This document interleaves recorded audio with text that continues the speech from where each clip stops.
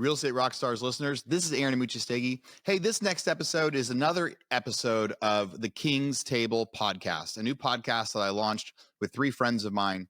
All have different experience, two of them in real estate, one in manufacturing in both China and Mexico, where we talk about some of the economics in the world, some of our opinions about what's going to be happening, how to deal with the news, and how you can apply it in your life. So I hope you guys really, really like this. Be sure to reach out to me on Instagram or through reviews and let us know what you think about the King's Table podcast. Without further ado, here it is. Welcome to the King's Table podcast. I am so excited to be here today because I actually missed a week, and I was telling the guys off camera, I didn't even know if they were going to be able to do it without me, but I listened to the episode and you guys are phenomenal. So I'm kidding. But today we are going to get into some amazing things. I want to talk about 3,000% inflation.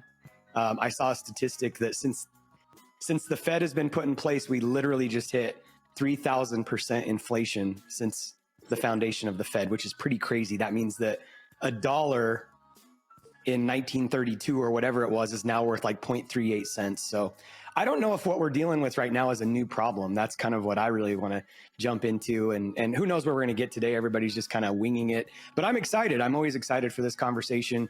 I get to be the hostess with the Most-est today because Ash has been traveling a lot and he's tired. So let's get into it, boys. Where are we jumping in at?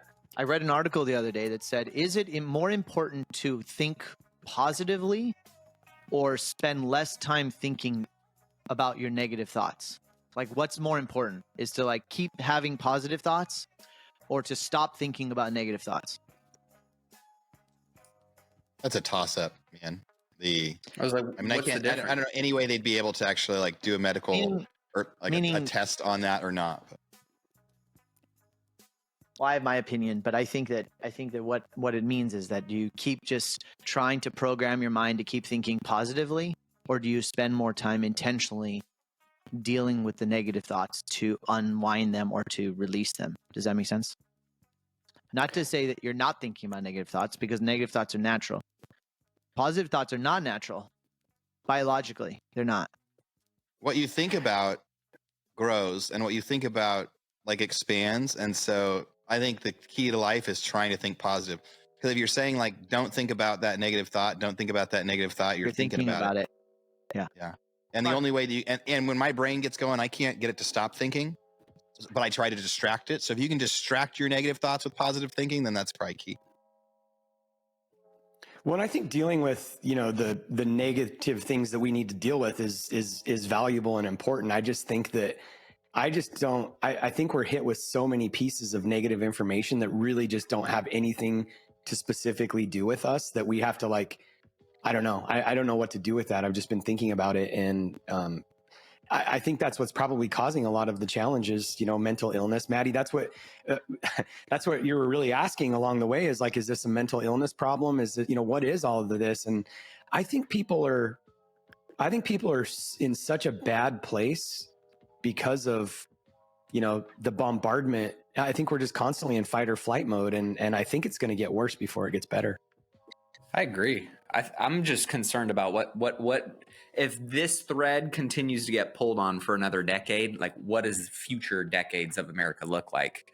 Those are kind of the biggest concerns for me, because even if it is a small subset, right, it's going to have a ripple effect in some capacity through culture, through what gets clicks, and clicks lead to money, and money drives a lot of what we do in America, almost everything that we do in America. So just something I think to pay attention to. And like you said, going back to doubling down on leadership and who you surround yourself with and the conversations that you're participating in. Because I know when I was hanging around 9 people and, we were talking about X, Y, and Z, and we were smoking and drinking and stealing, and I became the 10th person.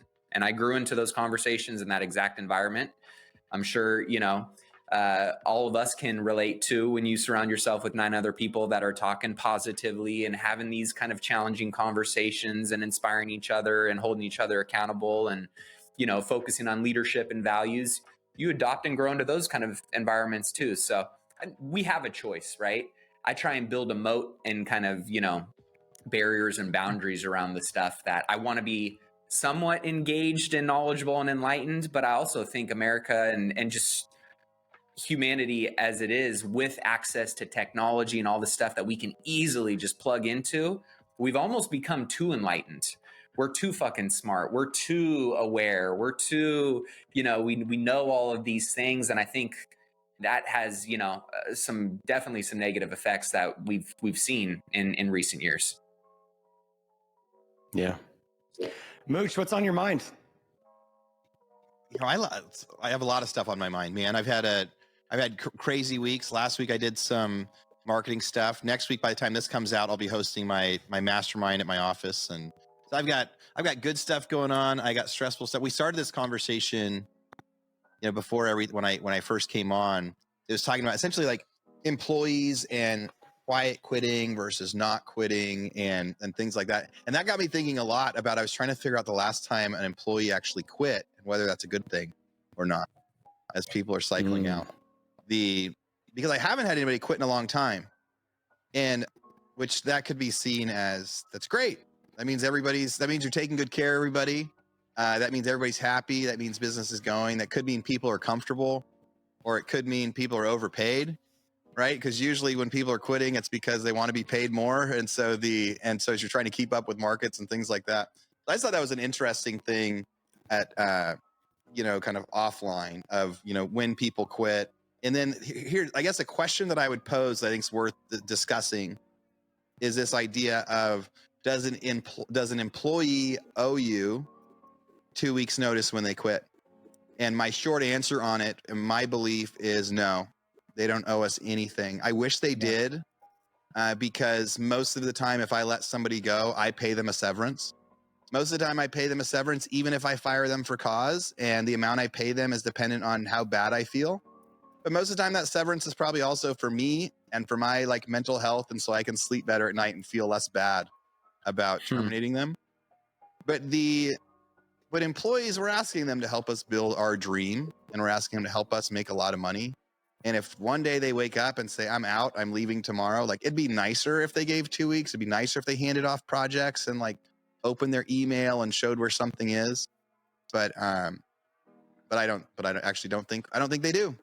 I'd be curious if you guys just think, do they owe us 2 weeks notice, or they owe us a month's notice or not? And I've done it. I've never quit a job. I only had to quit a couple jobs, but I always did them with notice, thinking I'd be giving them enough time to help replace me. But I've had people, I remember having a guy that worked for me, probably one of the last guys that quit. I'm having a conversation with him at the end of the day. It's 4:30. We're talking about how his day went, talking about next week's business meeting. We're talking about all this stuff, 30 minutes, me and him one-on-one. He says, good night, walks out, and he gets to his car and he sends, I quit email. And it says, hey, I've been offered this other job. I've had it for a while. The training starts tomorrow officially. So they just reached back out to me. So I'm not coming back in. The password to log into my computer is X, and the password to log into my email is X. Thank you for the opportunity. And I remember being like, what? Who's going to run customer support chat tomorrow? Who's going to do the Zoom meetings that you had scheduled? And I was ticked off.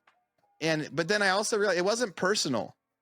If you got to support your family and do something for your family, he was like, I got this great big opportunity. And if I quit today and start that tomorrow, I've got it. And if I don't quit today and don't stop that tomorrow, maybe I won't have the opportunity, or maybe it's 2 months down the line. So my two quick examples, I posed that question to you guys. I personally feel like they don't owe me anything and I don't owe them anything. Just what we've agreed to. So if you work an hour, if you're paid hourly and you work an hour, I owe you that pay for an hour. So I used to get really emotional about this too. And I think as you just get older and you go through it more and more times, I think you just get to the point where, even from a human perspective, when we're talking about human emotions, what I've realized is there was a guy that used to work for me that was amazing technician. And then we decided we wanted to open up this other area. It was another town called Winnemucca. I was going to buy a company there, an HVAC company. I had sent Trevor down there to run the service department. And we were supposed to have a meeting on Tuesday with the owner of this company that we were going to buy. And I literally came to the office Tuesday morning. I was going to leave early because Winnemucca is a 2-hour drive. So I'm at the office at 4 o'clock in the morning, and I see Trevor's truck there, his service truck. And I open the door of the truck, and there's a note in there, his computer and everything else. and he had freaking quit. And not only did he quit, he was negotiating and ended up buying the company that I was going to buy. He like kind of completely undermined me. And I was just like, what I realized in that moment, and Trevor never said anything to me, but what I realized in that moment was like when people quit, the reason why they don't talk to you is because they have shame or they have fear. They have shame on what they did, which was Trevor's situation, or they're fearful because I'm very convincing. And I think most of the time when somebody, like in your case, Aaron, this guy probably, you would just talk to him. Like, why didn't he say something? He was probably scared that you were going to be able to convince him to stay. And so I think sometimes, I've just came to the point where I realize they're just dealing with emotions and they're human. And the people that actually come and sit down, like Lori did, I was, talking about the girl that quit that's been with me forever. She got her dream job in Major League Baseball. And she actually sat down. I didn't even try to convince her to stay because it was her dream job. And she did what was right. She gave me the almost 2 weeks notice. But I think most of the time when people just quit, it's because they're either fearful of what you're going to say and how you're going to treat them, or you're going to talk them into staying, or they have shame because, they feel like they owe you something. So Maddie, what were you going to say? I couldn't agree more. I think, when the first couple times it happened to me, I took it personal. I was offended, but that was about me, not about them. And so that definitely, led me to some reflection. I think it goes back to kind of the gap in the gain in my mind in a lot of things. Like, I think my principles, I would never do that to somebody like that's why I took offense to it. But my ideal, the gain or the gap, I guess, right, versus what, people do versus what I think they should do, that's my own issue, right? And so I think it's important to keep that in perspective. And also I think if anything, I always try and look at when those types of things happen, it's a great opportunity for reflection to say, where's my DNA in the situation? Could I have done anything differently? I think in your situation, you couldn't have done anything differently. She got her dream job. And as a great leader, you want to celebrate those people and actually help them transition out.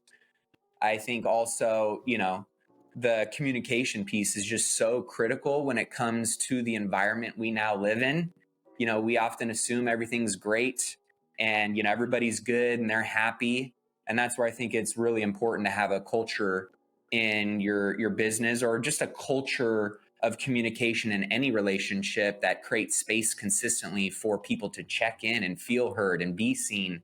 Because oftentimes a lot of, those types of situations could potentially be prevented with some quality communication and collectively working together to find some middle ground that works for everybody. So I do think it's a very interesting, obviously a lot of this quiet quitting was more so after the pandemic and, in younger generations.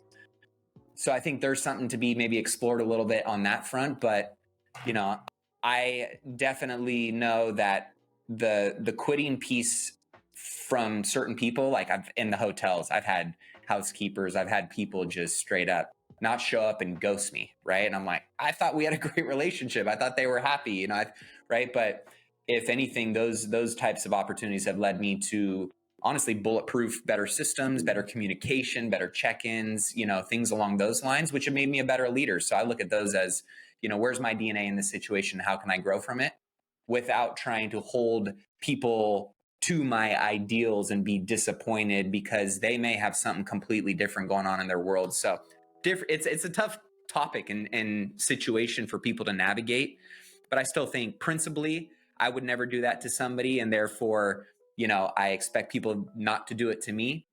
But now, obviously, knowing that it's business and it's not personal, you got to just kind of keep putting one foot in front of the other and keep it trucking.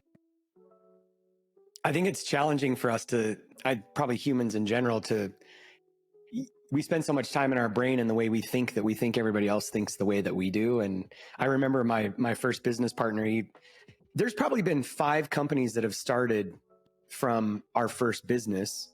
And my first business partner would get so pissed when somebody would leave and become our competitor. And I remember the first time it happened, this son of a bitch, he'd went and take our customers. And I'm like you and I did 2 years ago, it's freaking America, right? And it's just like, that's what I kind of come back to at the end of the day is like, I don't know. To think that everybody thinks the way I used to say this all the time, like our boss will never pay us enough to be his or her neighbor. And there's just some truth to that. Like they're just, my same partner would always say like, why don't they think like an owner? Why don't they take ownership?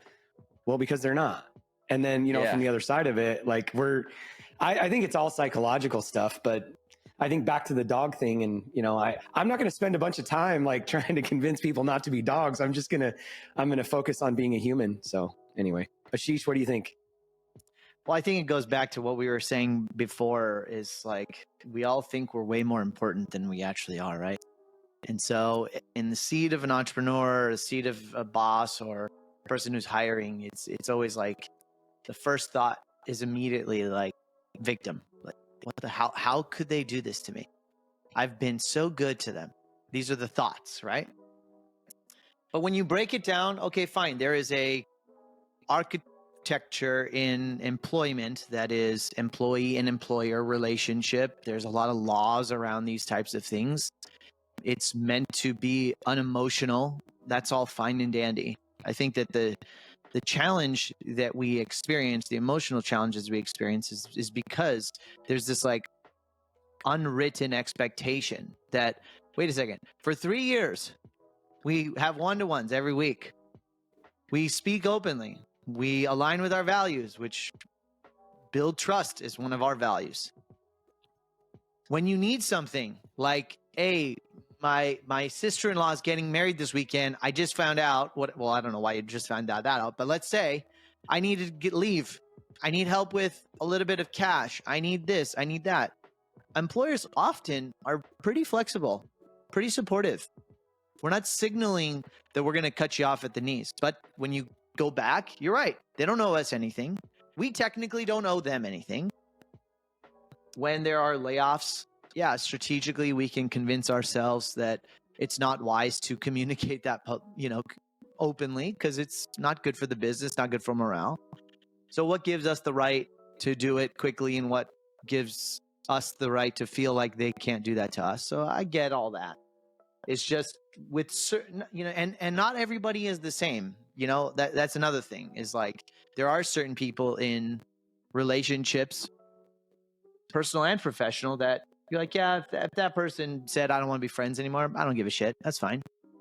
But if I had a really close friend that I'd worked through stuff for 8 years, and all of a sudden they're like, yeah, you're an asshole, bye-bye.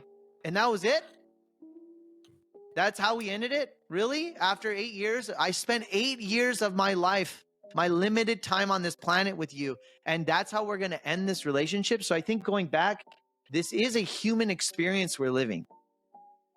So I think it is not fair to objectify the work relationship to just be some material transaction. I am spending quality life time, hours and minutes of my present time with people in this world. And to feel like that just is able to be tossed out so unconditionally. But again, it's one-sided. I'm coming from a one-sided place, so I get it. Wait, so in that context, though, was it around how they did it, or that they did it? No, I think that my point is that things come up in life, right?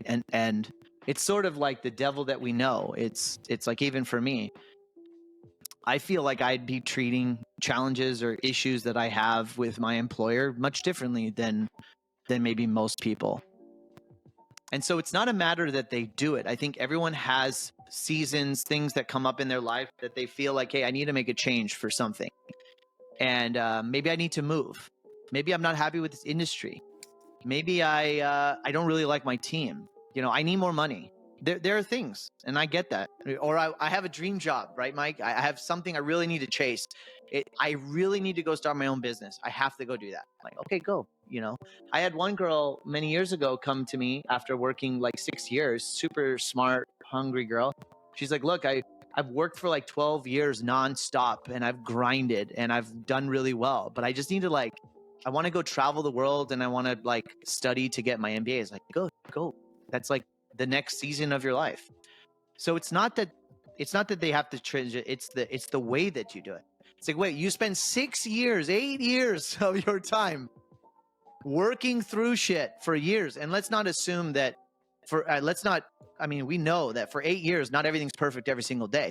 There are ups and downs that you work through things. But at the very end, you decide, if my employer is not going to support me on my next journey, I just feel like that doesn't make sense. I was going to say really quick, I think it's an interesting point that Ashish made, that maybe it's like maybe it's an additional conversation for later, or it's a different like theory on the concept that the work relationship shouldn't be transactional because you spend so much time with them. And I think there's a great point in that, of the sense, yes, you're spending so much one-on-one time with people, like, you know them, you're close to them, you like becomes more than just like an acquaintance. But because money is exchanged, it does end up being transactional. But it's an interesting theory of what should it be, right? Like, what should it be or not, because of the amount of time that's spent, because in their mind, they're trading their time for money, right? And we're spending more time with them to see if they can make us more money. Now, it's not always like that, but I remember when I went out of business in 2012, 2013, all my employees were my only friends and my best friends. And we hung out at night, and we hung out on the weekends, and they were like, we'd have big parties. And when I laid everybody off, I remember how devastated I was. Nobody wanted to hang out with me anymore. None of them. And I remember one of them in particular saying, well, you could have sold your house and kept this going for another 6 months. I gave them their company cars as a parting gift. I laid people off, gave them their company cars, and they said, well, you could have sold your house and we could have kept going instead. And I remember going like, whoa, I thought we had this relationship. And what I learned was it was transactional with all of them. And then I was like, give me that car back. I could have sold all those cars instead of giving them away as like parting gifts to people. So I experienced it on that. Yeah. To where I definitely let myself have my employee relationships be really, really close friendships. And so I try not to now, frankly, because I get hurt. My feelings get hurt. Yeah. I also think that we're always better off. Like, you always get mirrored back, right? I think Maddie just said this, is like, there's always a gift in it in some way. So it may sting in the beginning. You may not like it. You may have this emotional circle you go through, but in the end of the day, it always ends up being better than you thought. You always learn the lesson of like, wow, what was my role in this? What's my DNA in this? Like, did I lose trust? I mean, did they lose trust in me? That's why they did it. Did I cause them to do that? For, maybe it's something I did a long time ago. So it's a good lesson for sure. And I think there's probably a healthy balance. I don't think being completely transactional cold is the right answer. And I don't think having your employees over for dinner every night and being best friends and hang out with the weekends is the right answer. There's probably like a middle ground, right? I think good leaders will be aware enough to ask those questions to find where there's the growth in that, right? And hopefully not take it personal. At least that's where I've tried to really exercise that. And the one thing that, in all of this conversation that I keep coming back to is like, how you do one thing is how you do everything. I think when you get clear on what your standards are and what your values are, and I think this is honestly, truly what separates a lot of the people that I have massive amounts of respect for, all of you guys on this call and many other people in mutual circles and, people that I follow and allow to kind of lead and guide me in life, intentionally and probably, without them even knowing it, is because of those values and because of those standards and because of that mentality of like, how you do one thing is how you do everything. You want to uphold everybody to those same standards as well, right? But at the same time, that's also the difference in the polarity of what makes elite, badass people who go out and succeed at the highest levels, impact at the highest levels. And that is potentially the gap in the difference between some people who are just get to good, or they get to, okay, but they never fully find a way to break through. And that's where, at least this is the story I tell myself, right? Is going, I'm not here to judge, but at the same time, I think those are little values that if you uphold those in your life, whether it's in a marriage, whether it's with best friends, whether it's with an employer-employee relationship, that can be the difference maker in helping you achieve extraordinary results versus just ordinary, hey, it's what everybody does. Like, it's not a big deal, man. But I look at everything that I do through the lens of, I don't want to just be ordinary. I want to be an outlier. I don't want to just be grouped in with the majority of statistics. I want to be that one outlier statistic. I want the best fucking marriage I can possibly have. I don't care what everybody else are doing or think is normal is okay. I don't think, you know, in the terms of what society has said, well, it's just quiet quitting, or it's just, you know, this or that, right? I try and not let myself down around my standards and what I believe should be upheld, and how other people may be approaching and, you know, leading life from a different perspective. So it's kind of like that balance, right? Of how you do one thing is how you do everything. And yet we're all humans. We're all broken. We're all flawed. We all have our own jacked up ways of, you know, thinking and navigating the world, doing the best that we can. And I try and like live in both of those, but also not accept the fact that that reality has to be my own, and that I can't uphold other people to that reality of my own, knowing that I think and I believe, right, that I'm evangelical about those standards. And it doesn't mean that your standards are wrong, or your religion is wrong, or your way of living life is wrong, or how you do your own marriage. But I want to associate and align with the people that live at that extraordinary level, because I know that that's how selfishly I'm going to get the most out of life. 2, I'm going to probably make the biggest impact in my family or in my community or in my business. And when you can align and compound those types of people and those types of environments, that's where it gets really, really fucking awesome. And I want to continue to try and find a way to get to really fucking awesome in every aspect of my life. Well Maddie's said. on fire. Maddie's on fire the last couple weeks, huh, Mooch? Huh? Totally. Even last Totally. he was on. He's on. I didn't bring out the timer because I knew today he was going to be so good. He's I on. wanted to I'm come making on. up for my Monologue dog mode. comments earlier on. Yeah, we're gonna be in trouble. You know that, right? You know, We might have to cut that section off. Yeah. Last thing, and we'll put a bow on this. You know, Ash, even when you were talking earlier about, you know, the loans and you need time off for the wedding, and I mean, all of that stuff is like, I think we as leaders want to tell ourselves that, I know. you know, You're right. everybody's family, and I'm giving you a loan because you're family. And man, there's a portion of all of this conversation that in reality, it's like, It's all self-serving. It's all self-convincing to ourselves, right? Like, Mooch, I'd love to ask you, is what was the story you were telling yourself that you wanted to be best friends with all your employees? Yeah, well, I mean, I had built a company out of nothing, right? And was hanging out with them a lot. And I had this like belief that I wanted to have my office be like, at the time, like Google, what people were talking about. Yeah. Right. Yeah. So it was like, so I wanted to be able to provide as much as possible. So it was like, so meals, we had like meals get dropped off so people, you know, could get their laundry, like all these extra little things. And I think it was mostly like, I was doing a lot of that for ego, right? Yeah. For going like, hey, look what I did. But it was like probably the story of like what entrepreneurs do. But frankly, I also just don't like being lonely.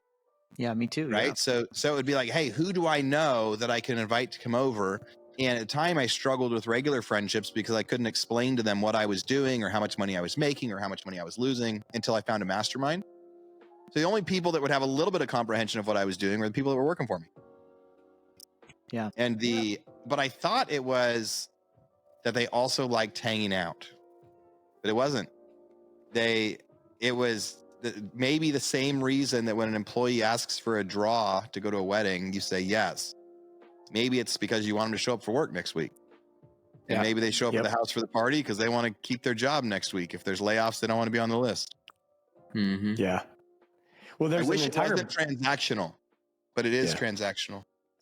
And I think that there's an entire book written on, you know, cultures and tribes. I can't remember the name of it, but talking about how many relationships we can really, you know, truly.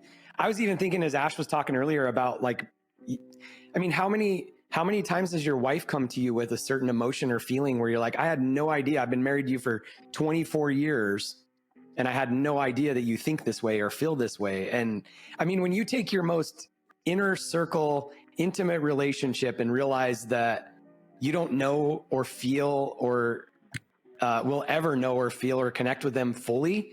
And then you have these circles. So you've got your most intimate family. Mooch, you said this a few weeks back when we were talking about, the fine line between morals and ethics and going to prison. And you were talking about like what a man would do to preserve his family at the end of the day.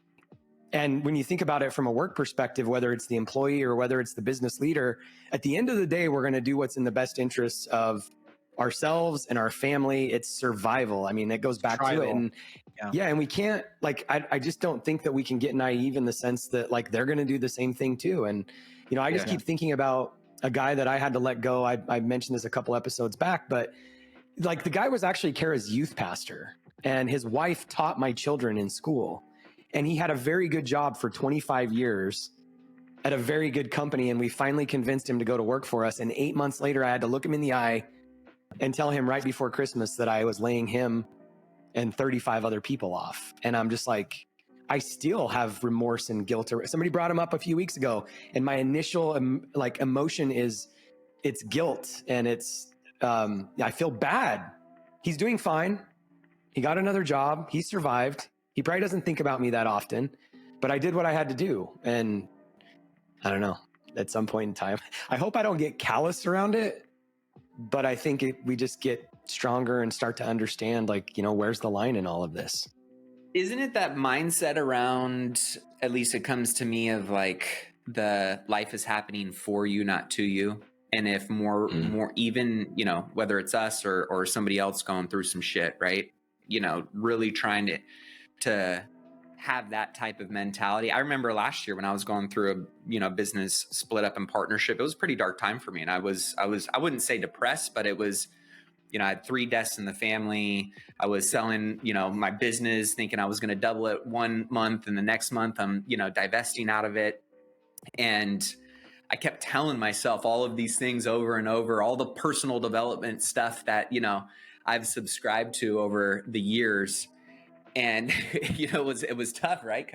But it was, when you're going through those moments of like just taking that accountability of life happening to me, for me, not to me, and, continuing to trust in that process, I have found that I've, really been able to like connect some real dots in hindsight that were the best things that happened to me. And I'm sure, if he took that same mindset, he probably ended up in a good spot as well, even though it was a shitty time probably to get laid off and to, have to experience those things. And so I think it just kind of coming back to what you said earlier, Ash, on positive versus negative thoughts and which one do we give attention to, kind of like the wolf, right? Like, which one are you feeding today?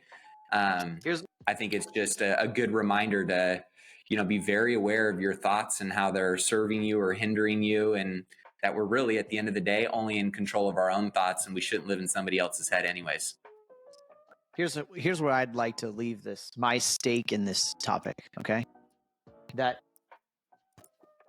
I think that life is better lived in building tribes that are intimately connected around a mission and vision, relationship, culture, values, that are all trying to chase one thing. Mikey, sorry, you said, are we peacetime leaders or wartime leaders? You can't go to war with a bunch of acquaintances that are transacting. You're going to die. I think that's true in family. I think it's true in close friendships. I think it's true. It's why most really quality masterminds succeed. I think it's why A-level teams succeed, is because it becomes tribal. And I think the people within the tribe would also share that, like, it's the best to be part of the tribe. Everyone has their role. They're all aligned. Everyone feels like they have each other's back. It's just my stake in the ground on this topic is it's just a more fun, better way to live. But in that experience, you're going to get hurt. People are going to leave the tribe. And you're going to feel like, how dare they leave the tribe? What are they thinking? And so I think that's the lesson, is that I'd rather build tribes and realize that there's lessons in people leaving and that what is my role in that problem, than to abdicate that I don't want to build tribes because I'm afraid of the pain that somebody could leave my tribe and go to another tribe, or not even go to another tribe, just wander aimlessly by themselves. So that's where I'm going to stick my stake in the ground on this. There's a really great book that a friend of, I think everybody, Ash, you might not know him, but Mark Schwager turned me on to this. It's called The Dream Manager. And it really kind of set me free at the end of the day, because like, number one, really sitting down and understanding like, what are their dreams, what are their visions, what are their values is important. But at the end of the day, when being part of my life no longer serves them, help them move on. Yeah. So I think a lot of this like comes from the, point of like, there might come a point in time where I'm always so impressed with people that get a divorce and can remain co-parents and live amicably, whatever, however you say that, because that's got to be the hardest thing. And so if we can do that as employers and employees, how much better can we all be? What do we want to move on to? What's next? As we leave that, I got to say, I think that I'm the most jaded of all of us, because I was the one that said to succeed in business, they can't be your friends, that you're in business with. I'm the one that I think that I've just had some painful struggles through my business that I've become like a brick wall, and I'm learning that you guys are different with that. So I just have to summarize that I think I'm the most jaded from some of the trying to not take business personal anymore. It's kind of funny when you compare because that was my same advice, if you guys remember, on how to like have a successful partnership. Yeah. Like, don't be friends. I had a couple people reach out to me about that. They're like, "Man, we can never do business together." Mooch said, "I can't do nothing with you." But I think also at the same time, right? That's just a good reminder as two things can be true at once.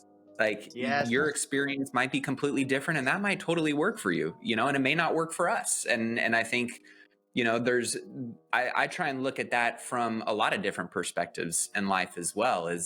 That might work for them, but it doesn't mean it is going to work for me, or it has to work for me either. And I have gotten a lot of questions recently through the text chat. And if you guys have questions, comments, again, don't forget to shoot those over to us, because there's been some good ones flown in. 844-447-1555. A lot of people have taken note around the fact that all of us have marriages and what seem to be very successful family dynamics. And I think we can all say, there's been peaks and valleys in those marriages, right? It's not all rainbows and puppy dogs. But I have learned a lot from all of you in terms of being a great dad, being a great husband, handling challenging times. And I'm, wanting to throw back over to you guys of, I read this quote, I sent it into our chat the other day. It was more so around, couples and partnerships who can agree on, and he put 4 specific major issues in here. And I'd be curious of your thoughts on these particular issues, and if you'd add anything into these being key pillars of alignment for you guys to work through challenging times, the good, the bad, the ugly. He said, couples who can agree on 4 major issues have a much higher probability of a successful marriage: religion, a shared household faith, in-laws, boundaries, influence, etc., parenting, and money. So knowing what I know about you guys and your marriages, and that the fact that you guys have successful marriages and family dynamics, and that you've also been through very challenging times in your marriages, what would you guys say to that statement and or add to it that has helped you guys work through creating healthy, strong foundational dynamics that you've allowed yourself to build what you've built off of those foundations? So the first one was religion, right? So I do agree that if both spouses have the same belief, then it's easy. I mean, because religion is a core belief that should impact how you make all of your decisions. And there's lots of similar ones, but if the spouses have the same, then the kids are going to most likely have the same. And it becomes a bonding thing for life. And it becomes a bonding thing 100 years later for your grandkids, right? If they're going to church and you used to go to church or whatever it is. So it creates this like solidarity for a while. And it's like this other set of like morals or guidelines that you can refer back to that helps when conflict arises. So I do think that that's a very important thing.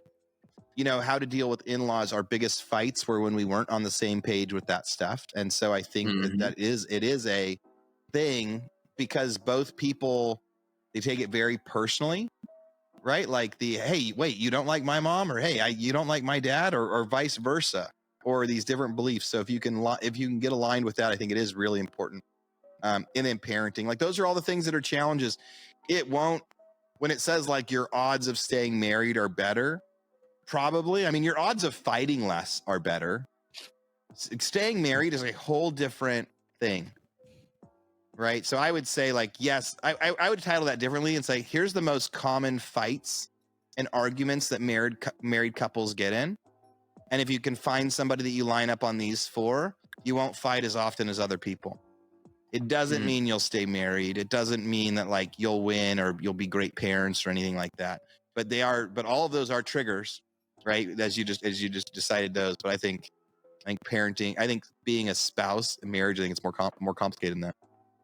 So real quick, before we move on to Mike's thoughts, I just want to get, what do you think, Aaron, is your reason through all of the ups and downs that you and Colleen have been through has led to you guys staying together?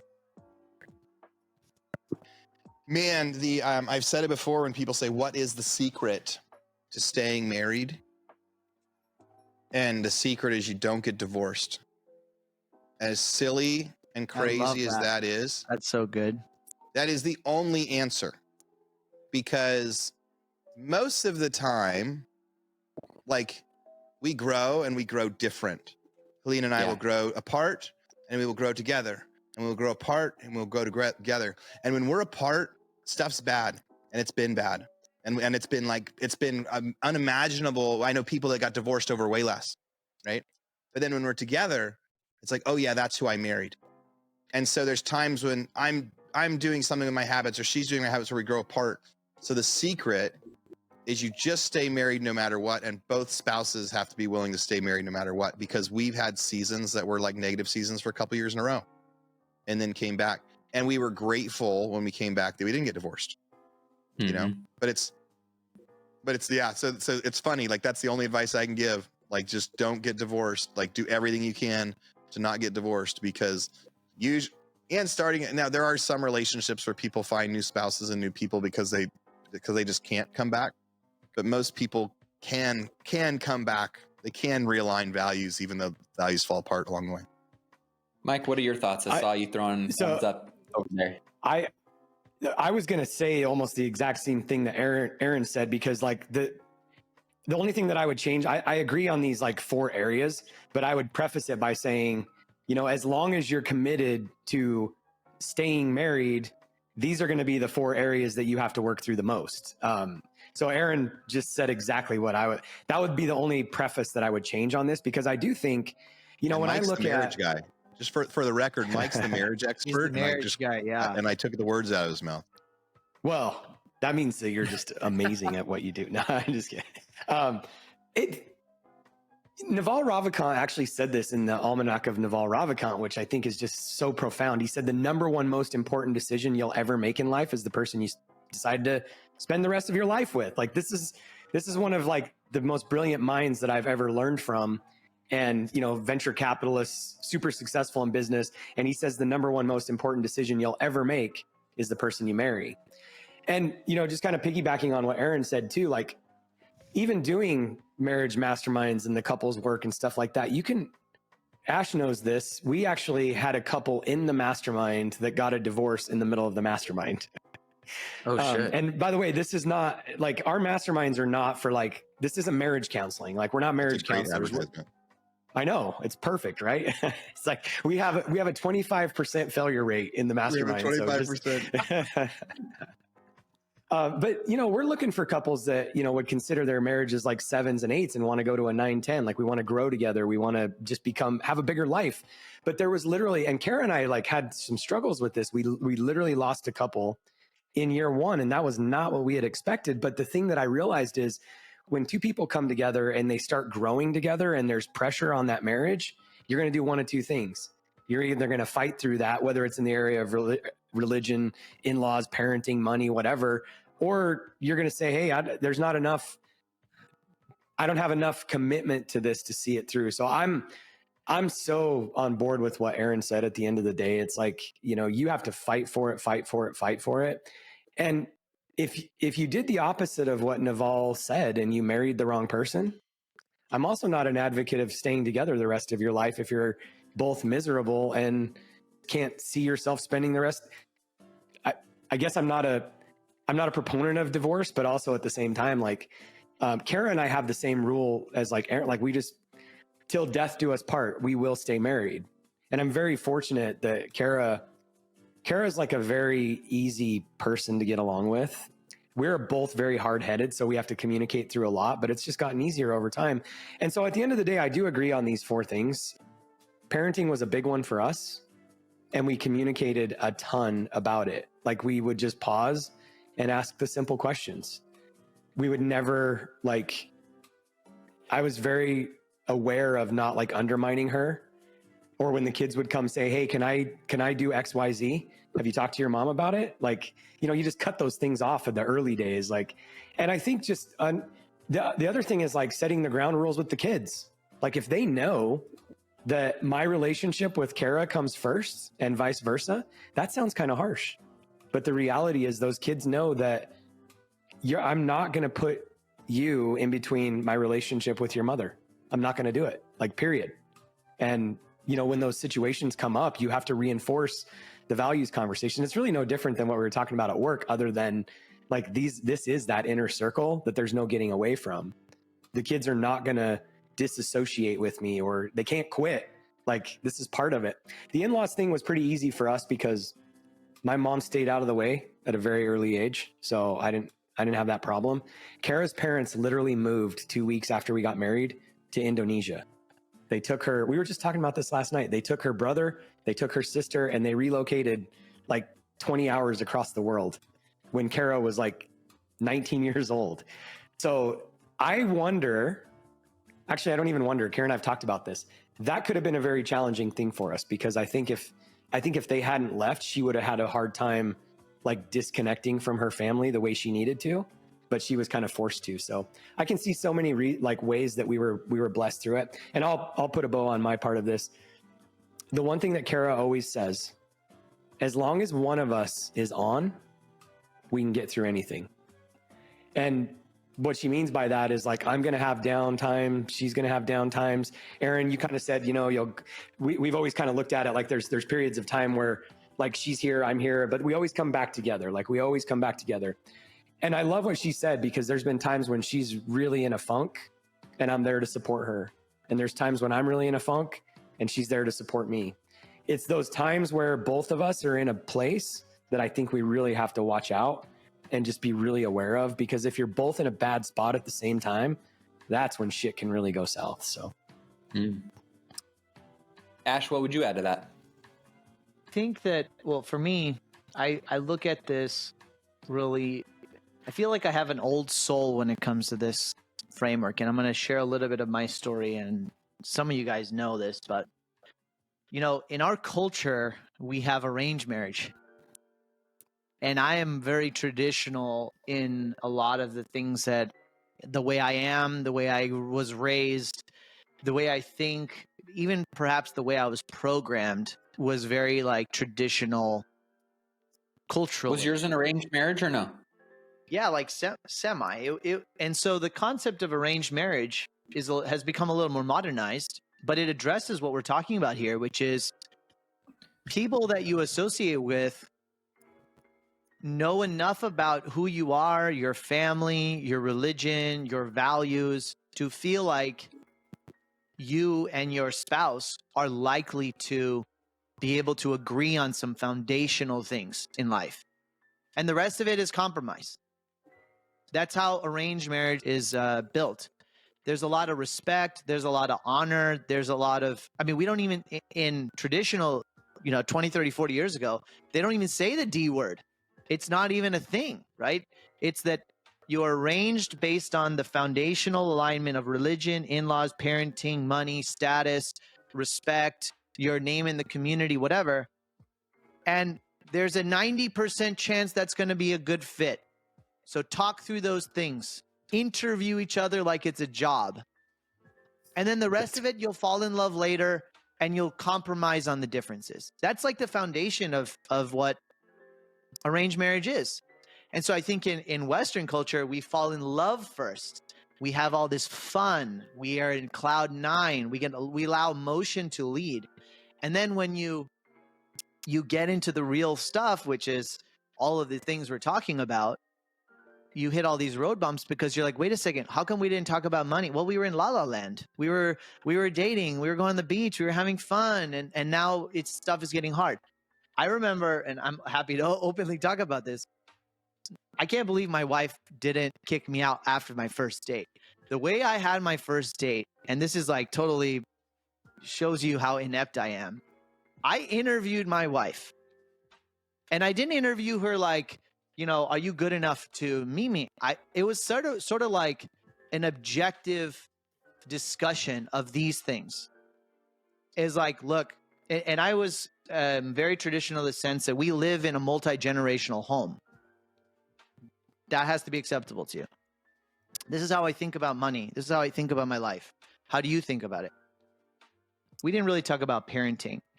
One of the things about in-laws is, one of my rules early on is you never badmouth each other's parents.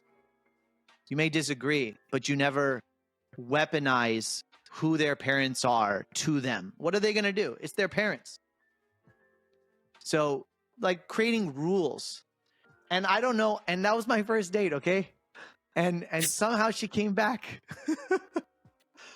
But I kind of teased that it's super important, going back to the conversation at hand, it's super important to create an environment early on to not have to argue or debate about these things, but to bring them up in a safe environment to make sure that these things are super clear on what the rules and boundaries are. And then you just have to learn to compromise. I mean, I think that for me, what has helped me a lot is that in marriage, you can't change people. You can't change your spouse. So you have to spend a lot of time thinking about what is your role in this problem? What expectations am I creating that is causing my suffering? Right? Like, she's not doing the dishes, or she's not doing this, or she's not behaving this way, or treating me this way, or whatever. All of those are expectations, which causes our suffering. So the more that we can think about, like, okay, well, maybe I should do it. Maybe I should show up the way that I want her to show up. And I think, Mooch, you hit it, man. Just don't get divorced. That's the answer. Is just don't let it be an option. Take ownership, take responsibility, and manage your own expectations. Ash, are you guys gonna arrange marriages for your daughters? I'm just curious. And if you don't want to talk about that, that's fine. I'm just curious. You know what? It's like, it worked for me.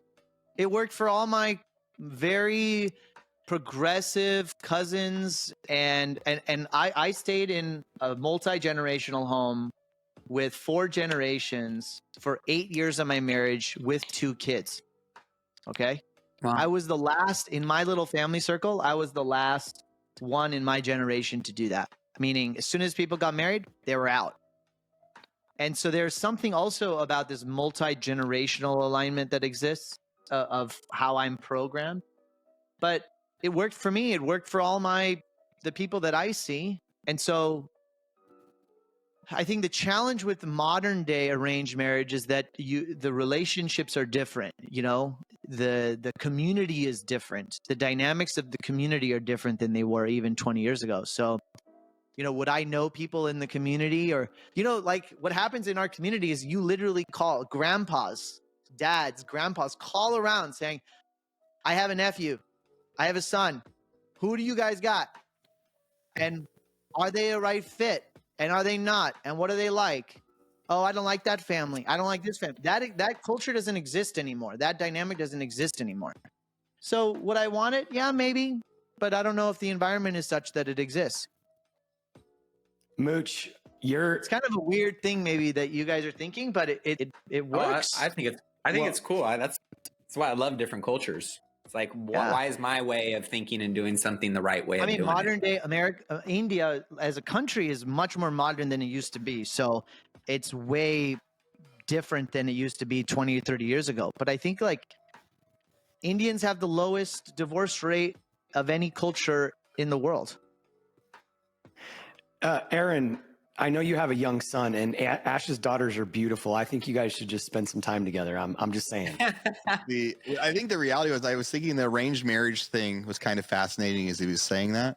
But I know that me and all my buddies, everybody's always been trying to arrange marriages since the beginning of time too. Whenever people are hanging out, they're like, "Oh, look at how my son looks with your daughter. Oh, look at how my daughter looks with your son." Like that. I think that stuff's been happening since the beginning of time. But Ashish's family is, or his culture, it's way more acceptable. But it was just really interesting as he was saying that. I was thriving. I wanted to add a little caveat onto my stay married no matter what. And that's and don't get too comfortable inside that space. Because my biggest risk actually is me taking action saying, Cleta doesn't really want me to go do that this weekend, but I know we're not going to get divorced, so I'm going to go ahead and do it. So the idea of, hey, no matter what, we'll never get divorced. My biggest risk is getting too comfortable with that and being the idea like, well, no matter what, she's not going to leave me. Great point. Yeah. I just have one final question for each of you guys on this to tie it back into Mike's comment on it being the most important decision you make in your entire life. And one thread of that, right, is career, is business, is wealth building. Knowing that many people listen to what we talk about and why we do what we do because we're focused on freedom and impact. And if that is the most important decision, I'm curious if you guys could share one example of how your spouse has tied into the building of all of your empires. My first initial thought is I think that for me, my spouse gives me clarity on what's important. Without her doing that, I'd probably get lost in things that I think are important. And so I think as entrepreneurs, let's just stay in that vein for a minute. I think we can manifest whatever we want. We can spend time in things that we think are important. And we can get lost in that in a lot of ways. And I think for me, my spouse looks at that objectively and reminds me, whether I ask for it or not, why are you doing what you're doing? Is it important to what our mission is in life? Are you staying grounded? It's sort of that pattern interrupt that, most people don't get. And so for me, that's my immediate answer. She keeps me grounded to what's important. Simple. Yeah, I'll jump in. Kara, man, she brings me so much favor. Like she's just, if I ever like really wanted to close a deal or something, I'd probably just convince Kara to sit at the table. Like she's just such a good human. But just kind of mirroring what Ash said too, like she keeps me so grounded. I think I've said this before. I don't know if it was here or where, but I know if I'm not naive to the fact that if Kara and I ever did get a divorce or whatever, the kids would pick Kara. Like she's just such an amazing mom and human. We would pick Kara too, Mikey. We would pick Kara too. Yeah, I know. And I would probably say, Kara, you should take the kids. You're going to be much better with them. By the way, I'm just trying to figure out what Tim and Kaiten are going to say when I arrange a marriage for them. I just don't know how that's going to, I don't know how that's going to go over. Dylan just got married a few weeks ago, so I can't fix him up. But yeah, Kara just, and at the end of the day, and I think I've shared this here before too, but even, when things get tough in business and shit's falling apart, which it's going to, I mean, we all have challenges and, Kara just always keeps me grounded. She brings me back to like what really matters. I mean, I've said this before when the gold mine went bankrupt and, she's like, hey, you're not yourself. I'm like, we could lose everything. And she's like, what are they going to do? Take our kids? Like, she just brings me back to like ground zero all the time as like, what really matters. And I get so tied up sometimes in, whether it's GoBundance and net worth or, comparing myself to everybody else in the world. And I'm not where I want to be. There's all these things, which is, I think, partially a male masculine problem anyway. But man, she's just such a balance to me. Yet the other side of it, she's like a freaking badass. She's like a ninja. Like when she goes to work or when she rolls up her sleeves, like she just gets shit done too. So just, I wouldn't be half of where I'm at if it wasn't for her. And Maddie or Ash, you said this, but at the end of the day, it's just like bringing me back to what's important. It's the marriage, it's the kids, it's the relationships. When I'm dying on my deathbed, nobody's going to talk about like, what an amazing freaking business I ran and all that other stuff. And if they did, I I don't know. I just don't think it happens. So she's such a good balance to me. Yeah, this is such a fascinating topic for me today because Colleen and I are not in a good season right now. We're in one of our more where we're like in the waiting for us to get back in. So it's just really kind of intense and wild to be not giving marriage advice, but like sharing marriage experience along the way. But when it comes to like marriage and business, there's a story, joke, fable thing I like to share, and then I'll give an example in ours. There's the old story of a guy, the mayor and his wife show up at a gas station. There's a guy there pumping gas, and she goes, "Oh, that's Jake. Oh, we used to date in high school." And they're talking, and they get back in the car, and it was really friendly. And the mayor goes, "I didn't even know you knew that guy." She goes, "Oh yeah, we used to date in high school." And he goes, "Oh, aren't you glad that you don't date him anymore? He's working at the gas station." And she goes, "Honey, if I would have married him, he'd be the mayor." Right. And I believe that like spouses in business, that's actually like the right spouse, right? That's the equivalent, if you're going to be an entrepreneur, of the spouse that you need. Because I think that it takes a minute to actually figure out the punchline there, right? She's like, I didn't marry you because you're the mayor. You're the mayor because I married you, because I'm the one that supported you. And I remember when Colleen and I were at our worst, one of our worst seasons, I was flipping houses. She was my broker. We were both making lots of money. She worked for me, kinda. But it'd be like, "How much money did you make this? How much? Hey, I don't think we should spend money on this." "Well, this is my money, so I can do it." Or, we were not doing good when we were both working and building our empire. And then I went broke. And I started flying out to Texas every month. And I was only making like, let's say $10,000 a month again while I was doing some flips and flying out. I said, "You got to get your broker's license in Texas now." And she's like, "We barely survived. We barely stayed married the last few years. I am never going to work for you again." And I said, "I'm paying $20,000 a month to like brokers in Texas because I don't know anybody. Like, you got to go get it." And she said, "No." She says, "I am going to support our family and raise our family and root you on and encourage you to run your business. And it's going to grow and be plenty." And I remember thinking, we can't afford to do it Good that for way. her. Yeah. And mind you, being a mom is a thankless job. So she liked being a broker. She liked the fact that everybody couldn't wait to work with her, that they bragged about her, that she was on Masters Club 5 years in a row. Like, that's fun. People tell you you're awesome. Well, your kids tell you you suck all the time. So it was a really big period. Like, they'll also tell you good moments, but whoever a parent knows their kids have said you suck. That's a perfect example. That's a perfect example of your fable.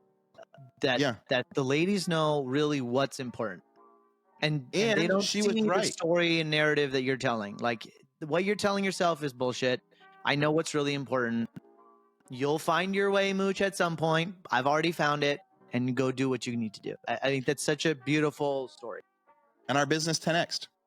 So like, her choice of saying like, "I'm going to stay out of your business and support you in your business," was why the business 10x'd. And it got bigger than I ever thought it could. She was right. Maddie, you what is your thoughts?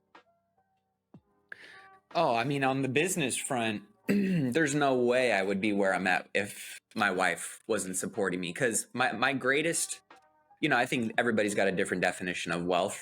My greatest assets in my wealth equation are my kids and my family. I wouldn't have that without my wife.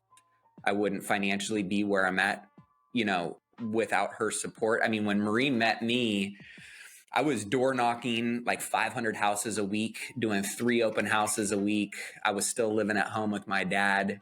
And it was honestly, a lot of the decisions I took to level up were 100% little burning embers within me that she just fanned the entire time until they became a wildfire. And I took, the leap of faith and bet on myself to do a lot of those things.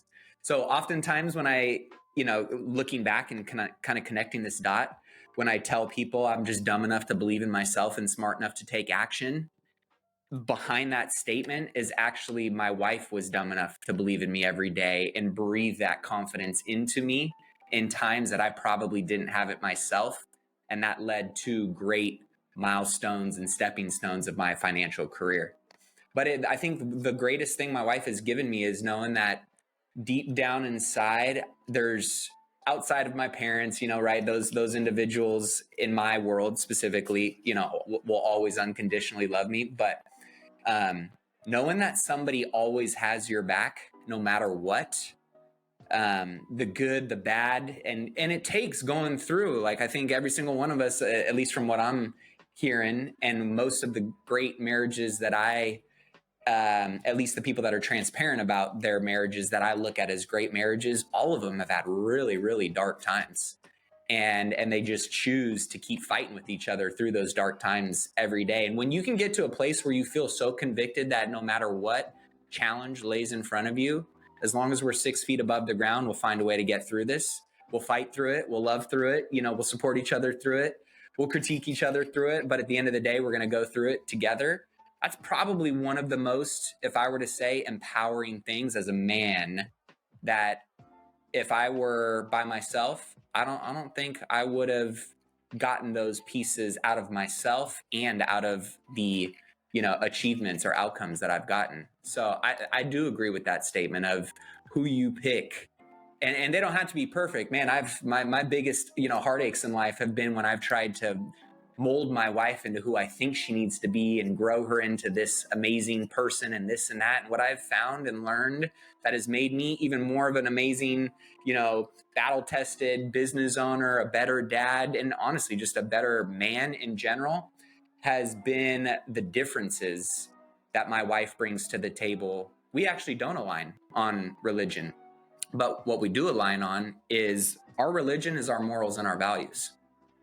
And she's more spiritual. I'm a little bit more, Christian based. But at the end of the day, our morals and values are what we align on, and that drives every decision we make. So I don't think you have to be in 100% alignment on everything with your partner, or they need to fit and check every box that you want them to check. But like you said, if there's the compromise, there's the mutual respect, right? And I think there's certain non-negotiables that you guys align on. And I think, again, it just comes back to rooted in morals and values. That's where I think, I truly believe this wholeheartedly. No matter what happens in life, Marie and I will fight to the death and get through those challenges. And I know that will definitely, and it has already, unlocked some of the greatest growth opportunities and gifts that I've experienced as a human being. So I do think that, and it's hard to know, did you pick the right person? Because we got pregnant before we were just dating. And so, we did it backwards, and we had a lot of people have certain judgments about that. I remember that. Yeah. And to be completely honest, it wasn't until like a couple months, and I've said this to her, a couple months before we got married, that I was like 100% like all in, committed. This is my person. And you don't know that, right? Like that just takes going through life and experiences and having tough conversations. But we both, it requires two people to show up with that kind of attitude. And that's where I feel very lucky for my partner, in that perspective, because I would not be who I am and where I am without her. And I believe that wholeheartedly through and through. So good. I just have to say real quick, Ash, I think your parents did a lot better job negotiating than Sedgels did. I agree. I'm just joking. All right, so let's wrap this up. We're at an hour and a half. Rapid fire, since we're in the theme here. Number one piece of parenting advice. Maddie, you go first. Oh man. Oh, I mean, so, we have all kinds of amazing frameworks, and we talk and teach our kids X, Y, and Z. I think my biggest thing is my kids watch what I do versus what I say. And that's where I think we have the greatest responsibility and obligation to be and model what it is that we want our kids to, take from us.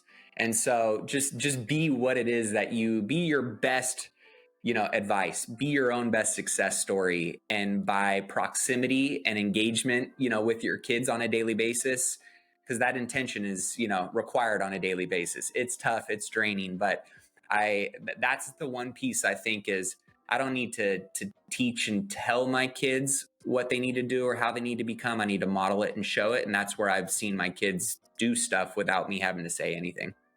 That's good. Ash? I love that. I'll double down on that. I'll put a check marks on that one for sure. Setting the example, doing the work, showing them what that looks like is probably one of the most important things.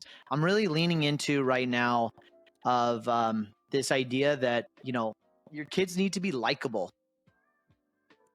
In order to succeed in this world, and I don't mean monetary success, to have quality relationships, to be healthy, to find your way in life, people need to like you. They need to be able to be influenced by you. They need to be able to want to spend time with you. You know, there's a great book called The Outliers that talks about why hockey players or soccer players are successful. It's because coaches are influenced to try to spend more time with you based on your age and skill sets or whatever. So the point is like, you know, I'm at a phase right now with my little ones where I want them to learn how to shake somebody's hand and smile at them and look at them in the eye. Like, hi, I'm here. Nice to see you. Instead of just like running around like a little kid, like, oh yeah, hi, whatever. No, like engage with people and even adults. That's my little piece of advice in this phase of my life. Mooch? It's amazing as phases change where our advice changes too. No secrets. No secrets and no shame. The no shame is a little bit harder to do, to like not reflex into like, what were you thinking? Because that's shame, and that's like a very powerful thing, but it feels like garbage. But like if one of my kids gets arrested, I want to be the first call. I don't want to be them saying, how can I make sure dad never finds out about this? Like, I want to be the resource that they come to when they've made the biggest mistake ever, when they've had the craziest thing happen, and I want them to know that they can tell me, and I'm like, okay, let's see what we can do. So so I tell them so I'm honest with them about everything, and we try to have them be honest with us. And I think my kids are honest with us about, they tell us way more stuff than we ever told our parents. And so that's been the flag that I've been sticking in. Honest with everything, and then no shame. And there's times when they tell us things and we go, okay, so there has to be a punishment, but it would have been worse. Our daughter told us about like, she went on this weekend thing and it ended up being like a big party, and she didn't know ahead of time. But like no parents were there for the weekend, like this camping thing. She's 14 and she's sharing these stories with us right when she comes back. And we're like, and she goes, but if I tell you, you have to let me go back. And after she tells us the whole story, we say, sorry, you can't go back up there next weekend. But you're not in trouble. And thanks for telling us. And she was like pretty bummed she was like mad at us for a couple days. Well, a couple days later, all the parents found out because some stuff happened up there. Some kids got kicked out of school over all this stuff. And she goes, oh, thank God I told you right when you picked me up from their house, instead of waiting for you to find out this way. So it was a good, like, yeah, and again, and it was like, you weren't in trouble for doing all that. And we so appreciate you telling us that we actually had to like, so anyway, no secrets. I want them when they need me most and they're embarrassed to tell me, I want them to not be embarrassed to tell me and come to me. So that's the goal we're at. Mike? That's so good, Aaron. Like, I mean, that's one of our principles too, is just always, be honest, tell the truth. The challenging part, and you kind of pointed that out, is just like, I've always said if they do that, we can't retaliate. Like, cause I mean, the minute you retaliate, it's the minute you kind of break that too. So, the other thing, Karen and I love the seasons comment too, Aaron, cause it does change. But the thing that I realized, they're all so different and they're all humans. I mean, even just back to the employee conversation, and everybody's uniquely an individual, and our kids are all individuals, and what works for one doesn't work for the other, and they're just constantly trying to navigate their own problems and emotional issues and all of that. And one of the things that Karen and I we tried to say yes as often as possible, because I think a lot of times as a parent, like, our default answer is no. We're trying to protect them, we're trying to, or even just stupid things like, hey, this was a realization for Kara and I. Kaiten had a sleepover on Friday. Halfway through the day Saturday, she's like, hey, can Janie or whatever stay over again? And Kara said no. And I didn't say anything at that point in time. Don't argue with me. No. Then I asked Kara, I'm like, are we doing something tonight? And she's like, nope. I'm like, well, why can't she have a sleepover? Kara grew up with this rule that you can have a sleepover one night a week. And so she kind of carried that into her parenting style. And I was like, we're not doing anything tonight. Like, and it was one of those opportunities where Kara and I just it really started a conversation around, hey, how do we say yes as often as possible? Because I think programming that in our kids that, unless there's a very valid reason, it's yes. Like, and that's really, I mean, whether it's starting a business, whether it's, needing money, whether it's whatever it is in life, like the universe, God says yes to us. And I think that they learn through those processes too. I think so many parents program their kids to, they think that everything's just going to be a no in life. And so that was a big one for us. So now what? Good. That's it. Wrap it up. Call it a day. Boom, boom, boom. Good job, boys. This was a good episode. Family, kids. This is exactly, we didn't know we were going to go here today, but this was a good topic. I would say we started slow. We started a little, out in left field, but we finished with a bang, baby. Good episode. I'm just wondering how many people are going to end up hating us because like bring it. Their parents, because their parents put them into arranged marriages. That's all. I'm impressed by it. Everybody is arranged in some way. You're either arranged by a website, you're arranged by a girlfriend or a friend, a boyfriend, whatever. Like everybody's arranged. You don't just randomly meet people. You could be arranged by a bar, by two random people showing up in a bar. You're aligned on something. It's interesting to think about how many parents are utterly screwed up. Because I'm just thinking about like your parents, you said something that was amazing. Like, the families have their values and they're the best person to pick. And I agree with that. But there's so many, it's just like, there's like most people would not want their parents picking their significant other at this stage. We're really messed up. That was one thing that I was thinking about. I didn't really want to say it but like, yeah, I would not want my parents picking my spouse. Well, I think a lot of, and we didn't talk about the exceptions. I think everyone needs to assume that we're not telling you to stay married if you're in an abusive relationship, if somebody's violent, right? We're not talking about the exceptions, but I think going back to the middle of the fairway, right? Mike, I think everybody is traumatized, good, bad, or ugly from their parents in some way. So how are we taking that trauma into our relationships and how are we using that to vet whether or not, what type of person. I have a friend who grew up in a really traumatic relation. His parents had a really traumatic relationship and they stayed together in the same house, never spoke to each other because they thought it was good for the kids.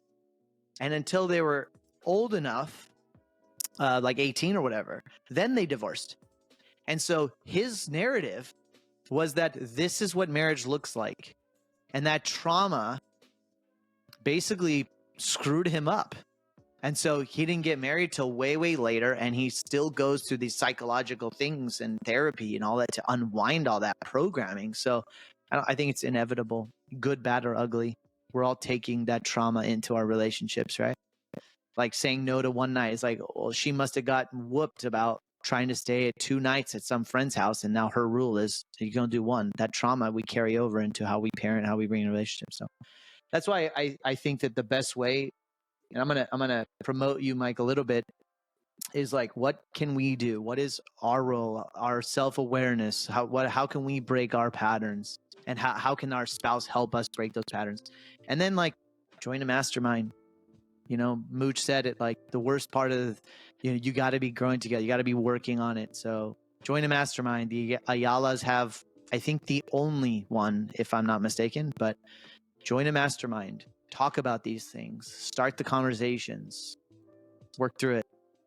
And if you end up in divorce, hey, maybe that's the right path. Who knows? But work on it. Oh, good stuff. We do a mic drop. I love you guys, man. This is good. Oh. Okay, until next time, that's it for the King's Table. Please reach out to us if you have any questions. Maddie has a cell phone number that he's texting, people are texting him, so that's great. The podcast can be found on everyone's podcast individually. We're also putting it on YouTube. If you have any questions, comments, or concerns, please reach out. If you have any topics you want us to talk about, text us. And if you don't like it, stop listening.